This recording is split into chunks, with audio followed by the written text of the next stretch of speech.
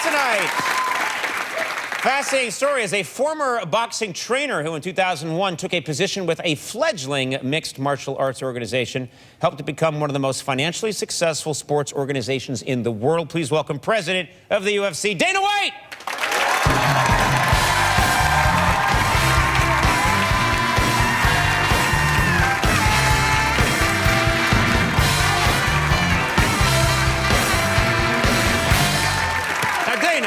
I have so many questions for you. First of all, you know, you're the president of the organization, right? You're a big cheese, yet you still have this, I don't know if it's ceremonial or what, your job is to separate the fighters when they have the pre-fight stare down. Yeah. Now, is that something, was that your idea or something that just became part of your job? It just sort of happened, yeah. You know, I've been doing it for a long time, and obviously, so the athletic commission in every state, which is basically the government, oversees us. Yeah. And, you know, in the fight business, it's about not letting guys touch each other. If they touch each other, you know, they've been training for months, they've been away from their family, they're cutting weight, they're very agitated at that point. So it's about keeping them away from each other and making sure the fight doesn't happen before the fight. Well, I would think it'd be an extremely dangerous position to be in, because here's a picture of you, I think it's between... We actually went on a world tour, and every day I had to go through that because we squared them off every day, right. In a different city. So yeah, I've had some good. I'm getting old now, man. I can't do it the way I used to do it, but I give it the best shot. Well, scuffles break out frequently at these stare downs. Oh yeah. You've been involved in some bad ones. Yeah. What have been some of the worst situations you've been in? You know, well, the worst one that ever happened, I was on vacation, and somebody else was there. It was this guy named Dave Schaller, who was our head of PR at the time. And, you know, when people fill in for me, they think you're just standing up there, you know, taking a picture and, you know, posing until things go bad. And then you really do have to work hard to make sure that nobody gets hurt. No, so sometimes, the guy will weigh in first, he'll come over and he'll stand and he's waiting for the other guy.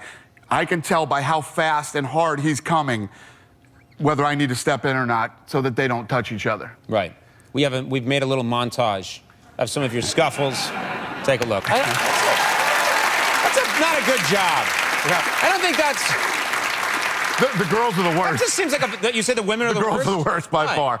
They're the craziest, man. Once the girls get out there and start... In all my years, Joanna Jędrzejczyk and Claudia Gadelha, two of the best women in the world in their weight class, leading up to that fight, punched, elbowed, kneed, and kicked me about 50 times leading up to, you know, through that season of The Ultimate Fighter and leading up to the fight. The fight was amazing. It sounds a little erotic, if you just saying. Trust me, it's not. Now, you and I are both from the Boston area. You have quite a different story, okay? I grew up in a tough town called Brookline, Mass. I know Brookline. Yeah. And I got out alive. And that's all you need to know about Brookline, Mass. Where did you grow up? Well, South Boston. South Boston. I lived there for almost South 10 Boston's is a tough place to grow up. And what's interesting is you had a job as a bellhop in Boston, and you'd think that would be kind of a cushy job, a sweet job. Not really. It was pretty tough. When you're in a position where you get tips, people are greedy and things, you know, people cut sometimes and do stuff. So there used to be this bell closet, and we would go into the bell closet and literally punch the shit out of each other in the bell closet if somebody to decide who gets the better tip? No, if you jumped the line or did something dirty, we would settle it in the bell closet. It doesn't sound cool, the bell closet. I'll see you in the bell closet. It doesn't have that tough, you know. That's true. No, it doesn't. You have a kind of a running feud with Tito Ortiz. I think we have a picture of him here. I don't know what his beef is with you. Not happy with you. Maybe just not happy that he doesn't have pants. Have you guys have had a running feud for a long time. Have you ever fought that guy? No, we were gonna fight one time in a boxing match, but I actually never told this story publicly before. But we were on a private plane on our way to Japan, and it was my partners, the Fertitta brothers, myself, Tito Ortiz, and our matchmaker at the time, Joe Silva. And Tito and I were messing around, and he put me in what's called a neck crank, and I was tapping, and he didn't stop. So tapping means you gotta let go. Yeah. And you can seriously hurt somebody in a neck crank, especially as big and strong as Tito is. So I just started blasting him in the ribs, started punching him in the ribs, and when he let go, just jumped up, and it was a full-blown fist fight in the plane, and we were literally taking off, and the plane was going like this, and the Fertitta brothers had to jump in and break up the fight. So then I sat on the front of the plane, he sat in the back of the plane, the rest of the flight. You're like kids that misbehave. No, it's true. Exactly. We're separating you two. Exactly. That's you had a exactly. full-on fight on a private plane during takeoff. Yes. Okay. Yeah. I'm not going with you anywhere. Big question. UFC 210 is on April 8th. Okay. What are you most excited about? Oh, it's in Buffalo. We've never been to Buffalo before, so I've never been to Buffalo, period. So I'm excited about that. And obviously, you know, the main event is Anthony Rumble Johnson and Daniel Cormier.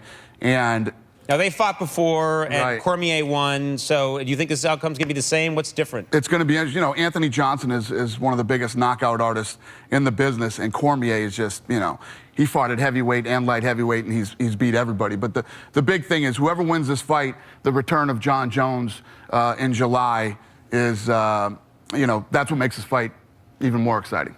And then I have to ask you, this incredible story, and I don't know if this is going to end up happening or not, but it would be fascinating to see arguably one of the greatest boxers of all time, Floyd Mayweather, may fight arguably one of the greatest UFC fighters in the history of the franchise, Conor McGregor, and everyone's talking about a boxer, a classic boxer versus UFC fighter. Would they fight in the octagon? Would they fight in the ring? Do you think that's going to happen?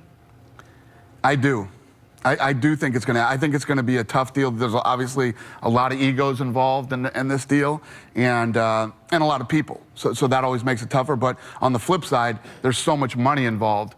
I just don't see how it doesn't happen. And you know, everybody always asks, and it would be boxing. It wouldn't be. See, that's the thing. Is the rules would be strictly boxing. Conor can't use any of the. I mean, UFC obviously. Right. You can use all of your body.